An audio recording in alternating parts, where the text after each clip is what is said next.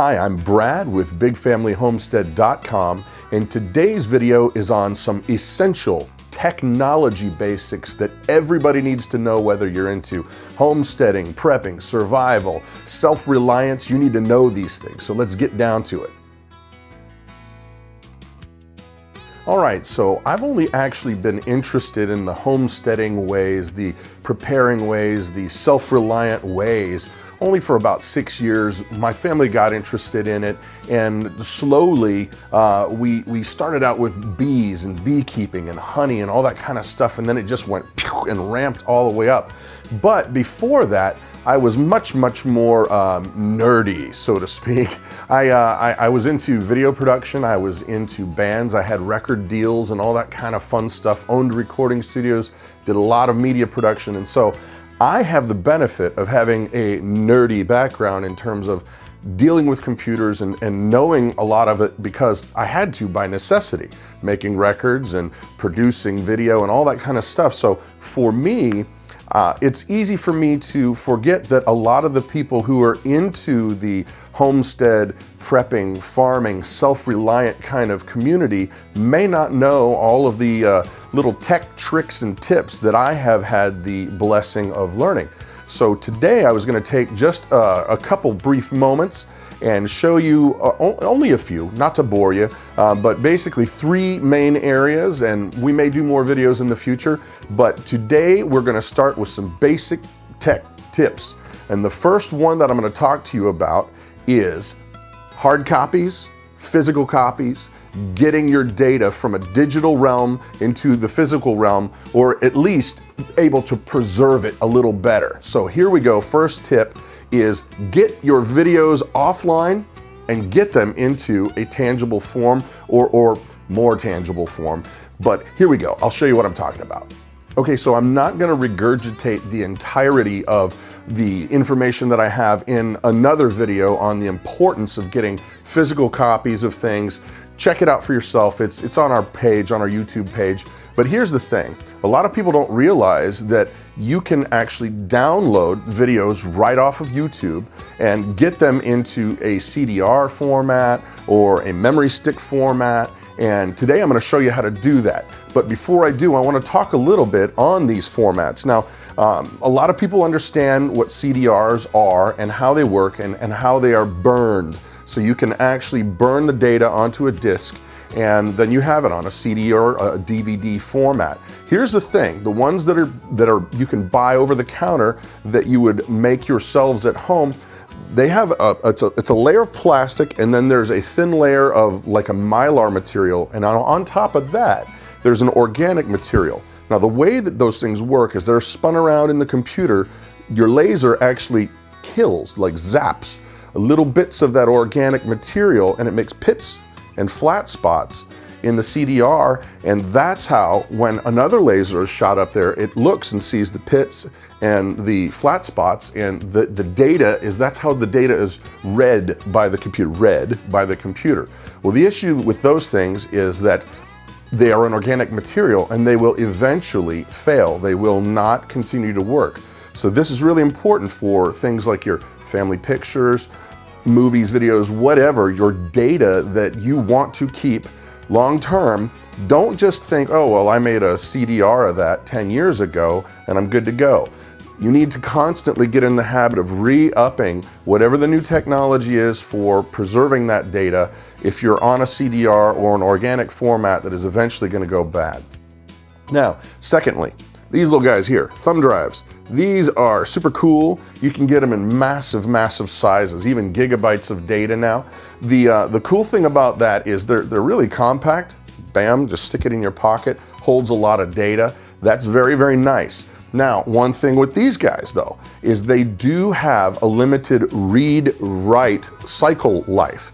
That means that at some point, they are going to not be able to be written on anymore. And I've looked at several different websites and data sources, and they all are kind of in varying degrees of how new they are, the technology used for the amount of read-write cycles. So I'm not going to try and get into a specific number because by tomorrow it'll probably be different. But here's the reality, that even these things you can only use them a limited amount of time.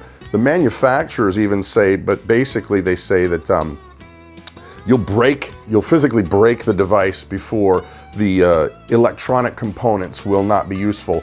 But now here's a little tip that I have heard, and this is kind of interesting. The write cycles are far, far less than the read cycles on these devices. Well, a friend of mine told me this little tip, and I didn't really believe it until I read it for myself. And yeah, he's still my friend. But basically, the read cycles are nearly unlimited. So while the write cycles are very much less, the read cycles are nearly unlimited. So if you have stuff like family photos, really important documents that you only really want to just view, you don't necessarily want to edit, then these things can be a very, very good resource for you. Now, a couple words on how you can actually get your videos, the videos you like online on YouTube, how to get them off of the cloud, the internet, and onto a thumb drive or a hard drive or whatever it is, whatever storage medium you've decided on. Now, the very first thing I like to do is I like to use a software called FreeMake. I'm gonna show you that right now. Okay, so here is a software that I love. It's called FreeMake Video Downloader. Now, all you do is you go onto YouTube and you find a web or a video that you wanna download, keep, whatever. You highlight the entire address, you copy it, and then you're gonna go ahead and paste that address into FreeMake. Now what it's gonna do is it's gonna go through and ask you what quality level you wanna download it, what format, and of course, we want HD. And it's gonna tell you, okay, download it, where do you want it? Poof, done. Now that is a file, well, once it's done, but that now is a file that I can go ahead and burn onto a storable media, you know, whatever. These guys, CDRs, whatever. Now, here's the thing, and this is very important. When you're installing FreeMake or whatever software that you want to use, here, and I'm gonna call up their webpage actually. Here it is, it's freemake.com, and here's your video downloader. But now here's the thing, and this is very important. When you go to install this, a lot of these free softwares are going to try to install other little search engines, little bits of other software. That's how they end up making money. How do you think they make money when it's a free piece of software? Well, they're gonna, when you're going through the installation process, do not just click the normal install everything. Go into every screen that allows you an advanced setting, because they're gonna have little boxes that are gonna be ticked automatically for you that you are probably not gonna want, and I'm gonna show you that right now. All right, so check this out. They want you to click the Express, recommended, really? Don't do that. Go to your custom install and see what's gonna happen. Install Adware Web Companion, and set search providers. No, we do not wanna do that. Go to the next screen and then see it's gonna go back again. It's gonna say you want to install the easy way? No, we wanna install advanced, because now it's gonna try and install more software. Okay, check it out. It goes again. Express, recommended. No, you want the custom. Get rid of all these different check boxes, right? Now, even again, custom installation. See, here's the thing.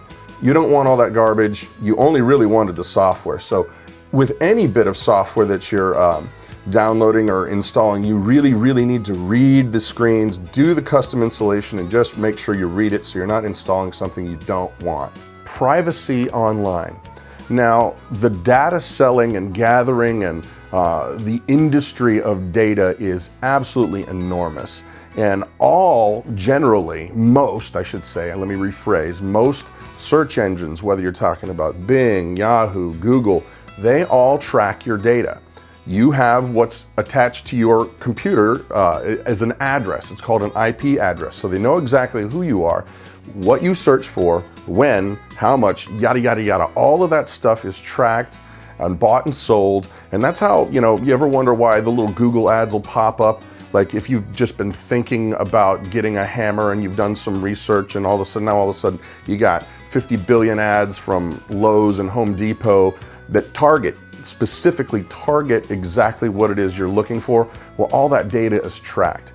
Now let me show you a web page that is absolutely amazing and will keep you private online. It'll keep your searches private, and there's a way that you can actually go to these websites via proxy, and none of it's tracked, none of it is recorded. So if you're ever in need of, say, searching, I don't know, something that you may consider sensitive. I'm not going to define what that is, but let's say that you want to find or search a subject or a topic or whatever that you frankly don't want people looking up and having that data and that stuff tracking you down. This is amazing, and it's called startpage.com. All right, so here is startpage.com, and the address is startpage.com. Now, if you wanted to search something, let's say that you don't want the whole world looking up, or you knowing that you want to say, I want to learn how to, I don't know, make rocket fuel. Rocket fuel, yeah, how to make rocket fuel, F-U-E-L. Okay, so now this is not going to track your IP, it's going to mask everything. It actually uses the same search engines like Google, but it goes through its devices and does not track anything, yada yada. So now here are my searches on how to make rocket fuel. But now here, this is the important thing. If you, now you've been anonymous so far, which is great, but now if I click on one of these web links, the website is going to actually track my data. Well, they thought up a way to fix that. So you can actually go to a highlight page here. If you look next to it, next to the actual website's name, or you can go to, it says view by IX Quick Proxy. So I can literally go to that website via a proxy that doesn't track your data. You're completely invisible. Now, one downside to this, notice how how slow it's going. It's taking a long time. That's because it's sending your request through encrypted data, going through proxies, and so it's going to take a little bit longer. But you know, if you're looking up something that you just frankly don't want anybody to know that you're looking up, this is a great way to be invisible. Now, another thing, quick thing, if you're not sure of the website, but you still want to be invisible, you can take a, next to it by the view, IX Quick, you can go to a highlight that'll just give you basic text and stuff, and it goes a little bit faster. So it's not the full site, but there it is, and it's a way to be great and invisible. Now for our last little tidbit, nugget, oh goodness, for online yumminess, today is this actually benefits everybody. I don't care what your passion is, what you're into, whatever it is. A lot of times you'll be online and you'll think to yourself, boy, this looks like a button or a link or something, and you could end up clicking that and it may take you to someplace you never expected. You may have thought it was just a link to a page, and you can even accidentally install malware or viruses. And so this trick is just basic stuff. And all you do, it's a way to find out if what you think you're getting ready to click on is in fact where you're going. And this can help you avoid a lot of scams, spyware, malware. And so here is this little tip right now. So here's a simple way to figure out if the button or link that you're looking at or you think you're going to click on is in fact where it's going. Like if I hover over this YouTube icon, if you'll check it out, what happens down here is it tells you that is going to go to youtube.com. Now if I hover over this video, so spicy and crispy fried chicken delightfulness, it's going to tell you you're going there. So if you thought, like let's say that you got an email from your bank or whatever, or you thought it was your bank, it could be a scammer if it doesn't line up. If it says blah blah blah blah blah blah blah blah blah blah blah blah, and then your bank's not listed in where you're actually going, you could be sailing into some serious trouble. So that is the tip for making sure that you're actually going where you think you're going to be going. You can just take a look down there. All right, so there it is, a few tech blurb tips that hopefully you already were using, but if not, I hope you can benefit from this knowledge. They've helped me out greatly in the past. And so anyway, I'm Brad with BigFamilyHomestead.com. If you liked the video, please don't forget to click like and subscribe, blah, blah, blah, blah, blah. And you have yourself an amazing day.